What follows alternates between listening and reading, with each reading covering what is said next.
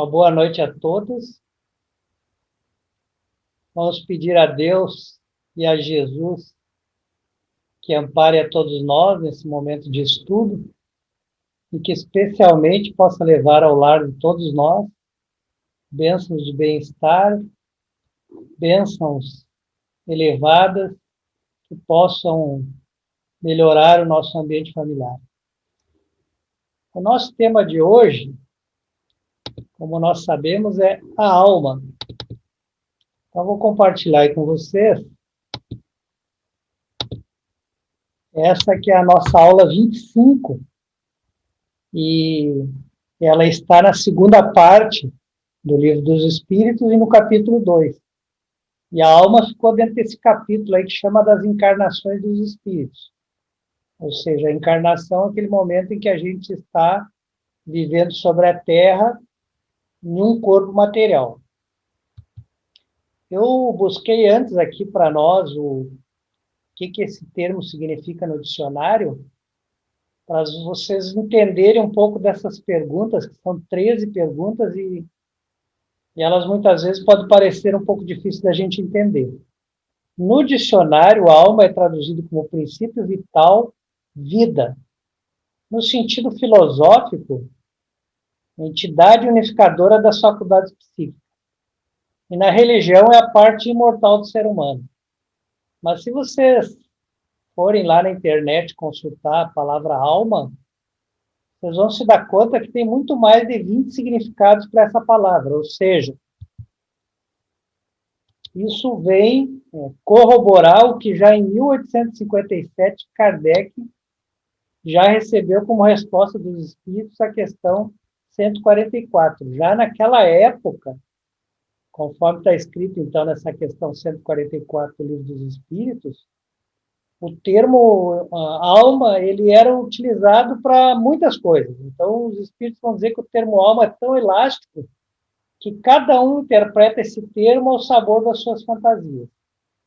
E é isso que nós temos que ter em mente quando a gente olha essas 13 perguntas, porque Kardec faz uma série de interrogações dentro dessas questões, alguma das quais ela tem esse objetivo, assim, de perguntar, mas e tal pessoa diz que a alma é isso, e tal grupo diz que a alma é aquilo, e ele vai explicando cada uma dessas interpretações. E eu vou me ater mais na interpretação da doutrina espírita que nos interessa. Então, eu resumi bastante as questões para a gente não ficar perdendo tempo com outras explicações que não são a da doutrina. Mas eu me fixei mais exatamente na designação que nós vamos usar para os nossos estudos. Então, começando na 134, a pergunta é: o que é alma? Um espírito encarnado. E depois na A, que era a alma antes de estar unida ao corpo, o espírito. Então, daí a gente entende que dentro dessa dominação, os espíritos estão dizendo: encarnado nós somos alma, desencarnado nós somos espírito. Eu vou confessar para vocês que eu tenho uma resistência a essa interpretação, porque depois, lá na frente, isso vai gerar um pouco de confusão. Quando a gente estudar outros capítulos, a gente vai ter algumas confusões. Se a gente pegar esse termo alma aí e querer interpretar sempre que a gente está encarnado como alma. Porque os espíritos vão se referir várias vezes ao espírito encarnado como espírito, e não como alma. Então, eu não aconselharia a ninguém decorar 134, tomar só essa acepção. Porque em alguns momentos os espíritos não vão falar, quando eles falam de um espírito encarnado, usando o termo alma, eles vão usar espírito. Então, para não gerar confusão, a minha sugestão é que a gente tome essas duas designações, alma e espírito, pela designação no mesmo elemento. Tá? Então, quando a gente fala alma ou espírito, a gente não se prenda muito. E aí eu quero lembrar que está logo embaixo ali para nós ver, ó, a questão 27. Quando nós estudamos lá a questão 27, a gente viu que existia 3 elementos. Deus, que é o Criador, que criou o princípio material e o princípio espiritual. É desse princípio espiritual aqui, ó, que vai sair essas inteligências, das quais nós somos um exemplo, e essas inteligências, elas reencarnam e durante uma encarnação e outra elas vivem no mundo espiritual. Então nos interessa que eu vou chamar de alma ou espírito aquilo que Deus cria a partir dessa matéria-prima, que é o princípio espiritual. Então, alma ou espírito, para nós, vai ficar na nossa cabeça que é o ser inteligente. Por exemplo, nós todos que estamos conversando aqui, nós somos seres inteligentes. Nós conseguimos raciocinar, nós conseguimos ter memória, nós conseguimos ter as nossas aspirações. Portanto, nós, todos que estamos aqui conversando e entendendo a conversa, somos espíritos, não somos matéria. Então, a 134b, ele pergunta exatamente isso, se alma e espírito é a mesma coisa. E a resposta dos espíritos é sim, alma e espírito é a mesma coisa. São seres inteligentes que povoam o mundo invisível e temporariamente eles vêm para o mundo visível, para o mundo dos encarnados, para adquirirem perfeição. Mas são os mesmos indivíduos, os mesmos seres inteligentes, tanto quando estão desencarnados, quando estão envolvidos num corpo que a gente aqui consegue observar com os nossos olhos da matéria. Aí a pergunta de Kardec é, se alguma coisa que liga o espírito no corpo, vejam que eu já estou abandonando o termo alma para nós não criar confusão. Já estou chamando ele de espírito. Que até o livro que a gente está estudando é o livro dos espíritos, né? Poderia ser o livro das almas. Mas Kardec, quando viu que tinha tanta designação para alma, provavelmente ele escolheu esse outro termo, que era um termo novo. Então eles dizem, sim, há um laço que prende o corpo no espírito. E aí ele pergunta, que natureza seria esse laço? Se nós entendemos que esse laço não é o espírito, tudo que não é espírito é matéria. Então a natureza desse laço que prende o corpo no espírito só pode ser material. Ele vai usar semimaterial porque é uma matéria mais etérea. É uma matéria similar ao que nós observamos no mundo espiritual. Similar a tudo que constitui o mundo espiritual. Então ele vai dizer semimaterial, mas é material. É uma coisa que saiu do fluido cósmico universal, da matéria universal, certo? Então, para o corpo se manifestar, por exemplo, quando a gente bota a mão numa chapa quente, para o corpo transmitir aquela sensação de calor para o ser inteligente, para que o ser inteligente tire a mão, ele vai fazer por meio desse laço.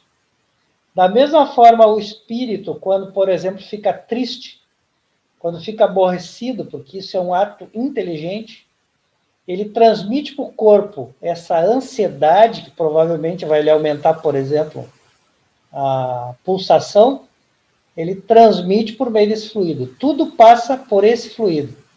Então, o corpo que ele sente, ele passa para o laço fluídico, e o laço fluídico para o espírito, e vice-versa. Portanto, nunca haverá uma transmissão direta do corpo para o espírito, do espírito para o corpo. Como é que é chamado esse laço fluídico que junta os dois? Perispírito. Ou seja, é um corpo, normalmente tem a característica igual ao nosso corpo físico, só que ele é um corpo semimaterial. Ele é um corpo que, quando nós desencarnarmos, nós continuaremos habitando ele. Então, quando nós estamos na vida espiritual, a gente é o espírito, que não tem forma, mas o nosso perispírito dá uma forma para esse espírito. Quando nós reencarnamos, esse perispírito, que é o nosso corpo espiritual, ele forma, de acordo com as características dele, um corpo para nós habitarmos. Então, na verdade, nós temos dois corpos. É o que está na questão 135A. Nós temos o corpo, que é o nosso corpo, que a gente está enxergando agora. Se vocês olharem para a mão, vocês vão ver ele. Ele tem um outro corpo, que é aquele corpo que a gente vê no plano espiritual. Então, quando a gente, por exemplo, vê um médium vidente dizer, eu vi um espírito. Ele não viu o espírito, ele viu o perispírito, ele viu o corpo espiritual de um espírito.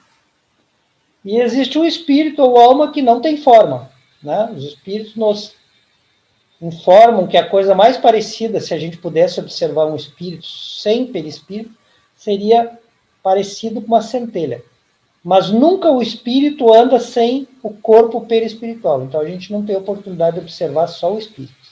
A gente sempre vai observar o seu corpo perispiritual.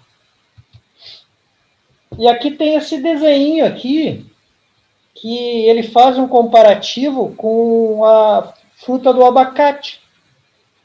A casca do abacate seria o nosso corpo quando estamos reencarnados. O pericarpo do abacate é o nosso perispírito. E a nossa semente, o caroço do abacate é nós. Somos nós o espírito. Então a gente pode perder a casca quando desencarna, mas não perde o pericarpo. O pericarpo está sempre junto com a semente. A gente nunca vai conseguir ver a semente sozinha. Aí vem a questão 136. A alma independe do princípio vital? Vocês lembram que a gente estudou o princípio vital, que é um tipo de princípio cósmico universal que nos dá vitalidade.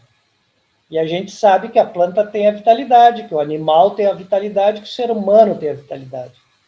Então a pergunta é, a alma precisa de fluido vital? Essa é a pergunta. O perispírito precisa do fluido vital? E daí a resposta é, o corpo não é mais do que envoltório. Repetimos-lo constantemente. Ou seja, aqui eles deram uma resposta maior do que a pergunta. A pergunta era, o espírito é independente do princípio vital? E eles respondem, não só a alma é independente do princípio vital, como ela também é independente do corpo. Do princípio vital, ele anima o corpo físico.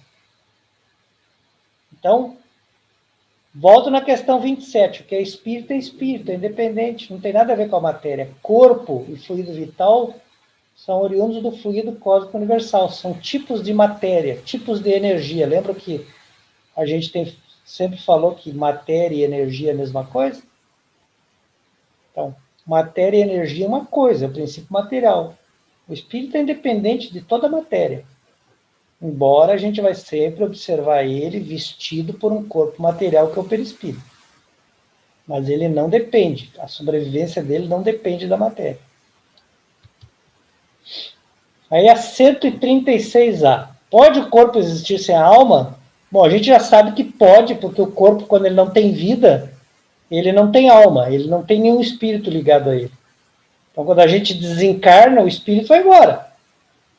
E o corpo continua existindo. Agora, a pergunta, na verdade, aqui que Kardec está tentando descobrir, é se um corpo pode ter vitalidade e não está ligado a espírito nenhum. Vou explicar, por exemplo. A gente sabe que tem certos fetos, né? Que quando eles nascem, eles não têm nenhum sinal de inteligência. É uma vida breve, né? Muito breve, e que ela demonstra pequena atividade ou vitalidade física, mas sem nenhuma demonstração da inteligência. A pergunta que Kardec está fazendo é, nesse caso, pode ocorrer, não estou dizendo que ocorre sempre, eu estou dizendo, pode ocorrer de não ter nenhum espírito ligado ali? Ou, às vezes a gente vê um ser humano, antes de desencarnar, sofrer, às vezes, muito tempo. A pergunta de Kardec é, pode o espírito se desprender desse corpo e o corpo continuar tendo essa vida vegetativa, muitas vezes mantido por máquinas? Essa é a pergunta que Kardec quer saber. E a resposta que os espíritos dão é pode. Pode existir uma vida sem inteligência, por não estar animada por um espírito, ela não vai ser inteligente. Pode existir. Mas desde que cessa a vida do corpo, ou seja, quando o corpo não tem mais vida, o espírito nunca vai ficar ligado no corpo. Então nós podemos ter um corpo com vitalidade sem espírito, mas nós jamais teremos um corpo sem vitalidade com o espírito ligado nele. E aí eu botei ali a questão 68, que a gente já estudou, porque ela responde a isso. Ela diz assim, qual a causa da morte de um ser orgânico? Esgotamento dos órgãos. Então, quando os órgãos se esgotam, por exemplo, um pulmão, um coração, ocorre a morte do ser. Quando ocorre a morte do ser, A questão 136 vai dizer, quando a morte do corpo ocorre, a alma abandona. A alma não vai ficar ligada a um corpo que já não tem mais vida. Aí alguém vai dizer, mas existem relatos de que os espíritos ficam ligados ao corpo, mesmo o corpo não existindo mais. Ficam ligados psiquicamente, mentalmente, não fisicamente. Tanto é verdade que alguns relatos a gente vai ver do espírito, depois de desencarnado, dizer assim, mas eu ainda estou ligado ao corpo, meu corpo continua jorrando sangue. E às vezes o corpo real dele já foi enterrado e já não jorra mais sangue, porque um corpo não fica anos jorrando sangue. Ele está psiquicamente vivenciando uma situação mental do corpo quando foi dilacerado na morte. Mas esse laço físico não existe mais. Ele já foi desprendido.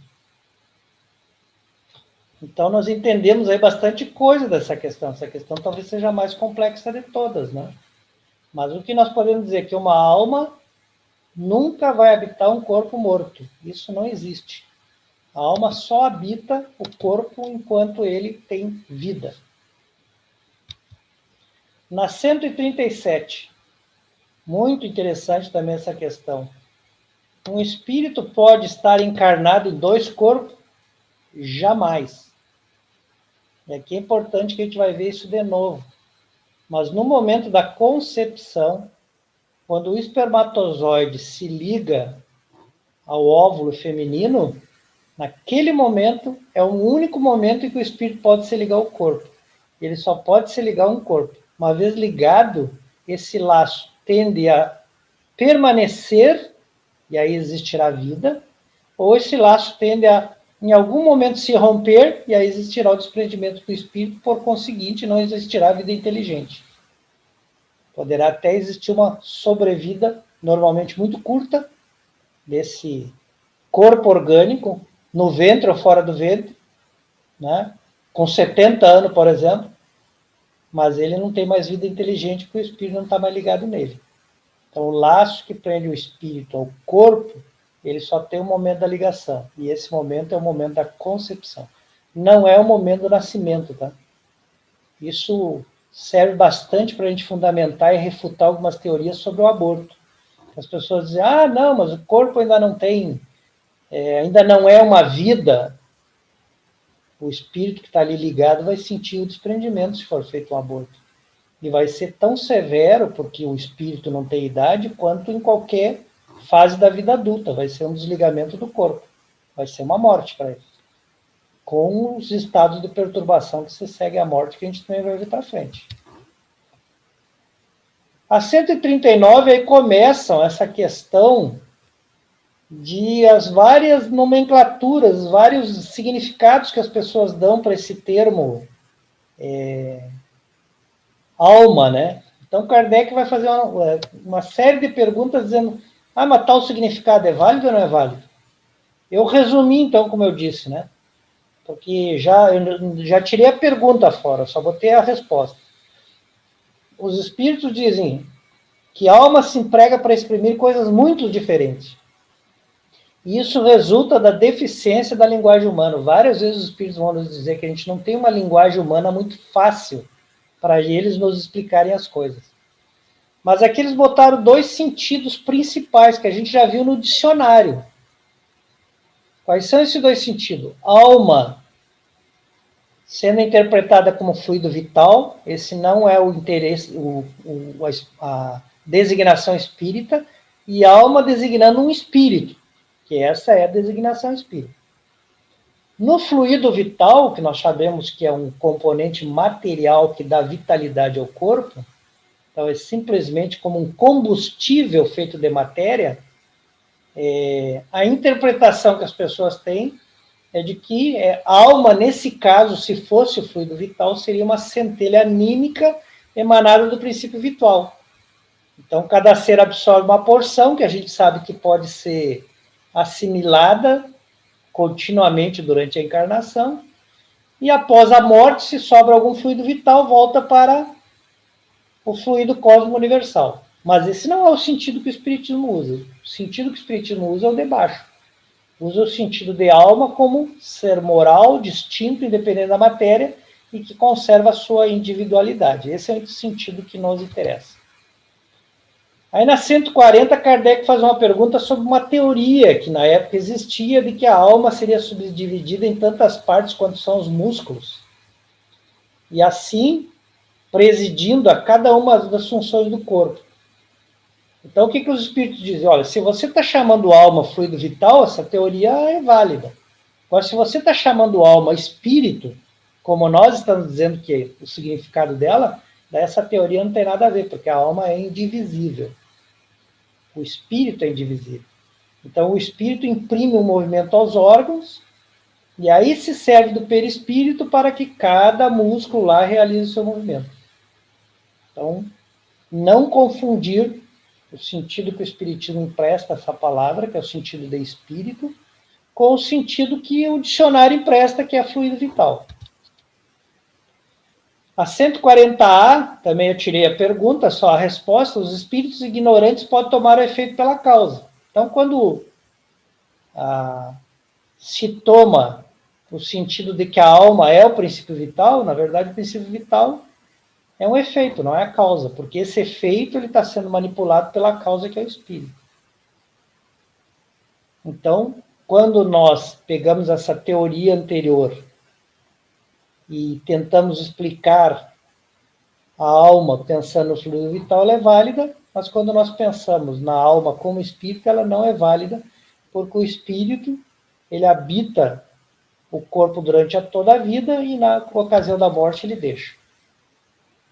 Questão 141, ela foge um pouquinho daí dessas designação, ele só dá uma explicação que a alma não está encerrada no corpo, a alma, ela se irradia, se manifesta, então as pessoas pensam, o espírito está dentro do corpo. Não, ele se irradia e se manifesta exteriormente. É por isso, por exemplo, que nós podemos, durante o sono, nos deslocar, o corpo fica lá, na nossa cama, na nossa casa, e o espírito, com o seu perispírito, pode sair e ir em outros lugares, conversar com outras pessoas, manter contato com outras pessoas, inclusive com as pessoas desencarnadas. E aqui, mais uma vez, na 141, reafirmando, nós temos dois corpos, dois envoltórios, nós e o espírito. O perispírito, que é sutil e leve, nós sempre estaremos com ele. A única coisa que vai mudar é que se um dia nós não morarmos na Terra, morarmos em outro planeta, nosso perispírito vai mudar. Nós vamos trocar o que nós temos por um que tem a matéria do planeta em que nós vamos reencarnar. Mas nós sempre vamos estar vestidos de um perispírito. E o outro que é grosseiro, pesado, que é o corpo que nós estamos reencarnados nesse momento. Questão 142 é perguntado se o espírito ele vai se completando da infância até a idade adulta. Evidentemente que não, né? O nosso espírito, ele, no momento da concepção, ele já é o espírito completo. Né? O que impede ele de se manifestar completamente? É a deficiência do órgão físico.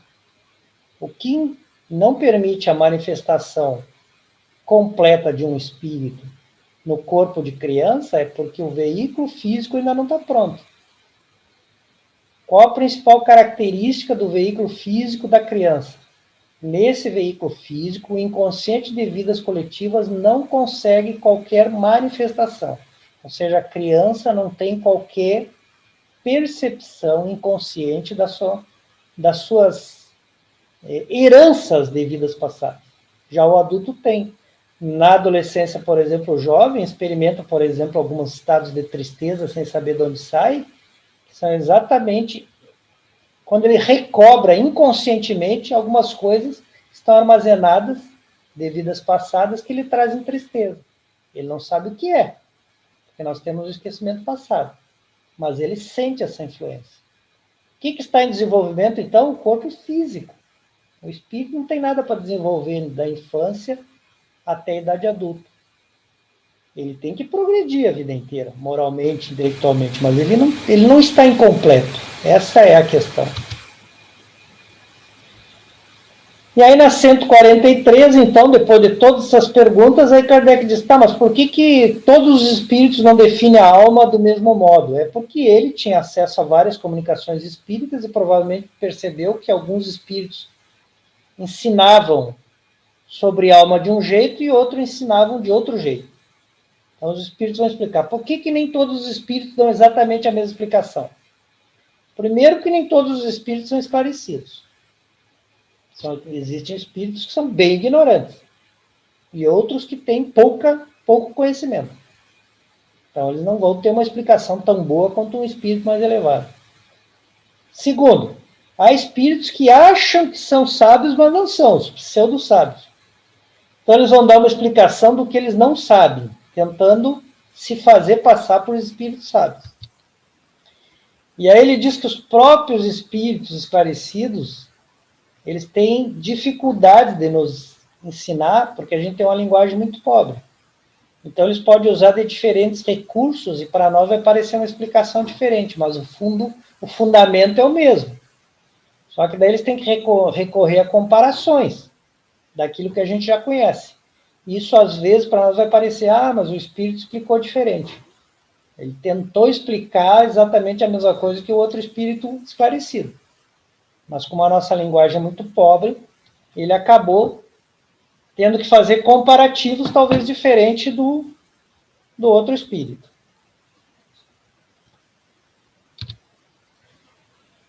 E aí, a 145, Kardec pergunta como é que pode tantos filósofos antigos e modernos, durante tão longo tempo, não terem chegado ao conhecimento da verdade sobre o que seja a alma. E daí os espíritos dizem, eles eram homens, estavam encarnados. Todos nós, quando estamos encarnados, a gente pode se enganar.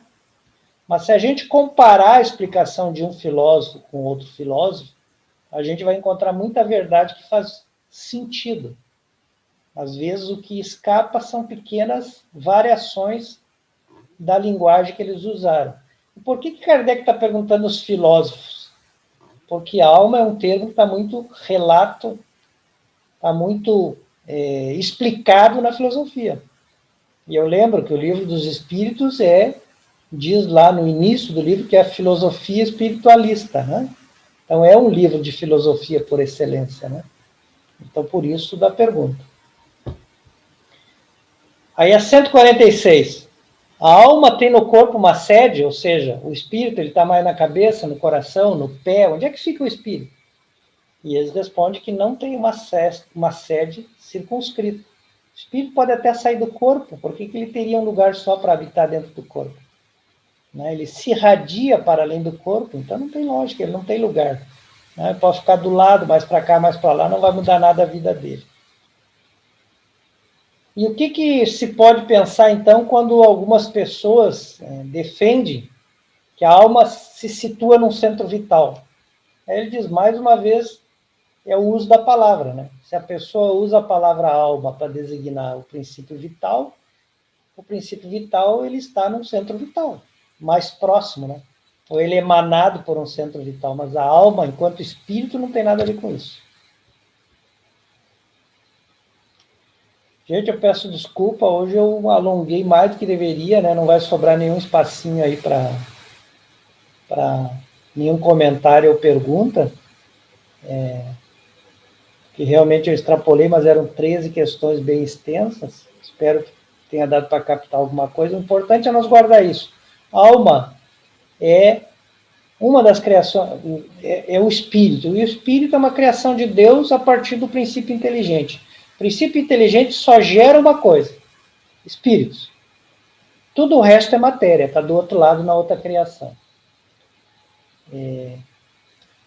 Esperando a compreensão de vocês por eu ter me alongado, eu vou agradecer a Deus e a Jesus por estarmos juntos, pedir que Ele continue amparando nosso lar durante a semana e que os nossos familiares também recebam em seus corações o nosso desejo que eles estejam muito bem.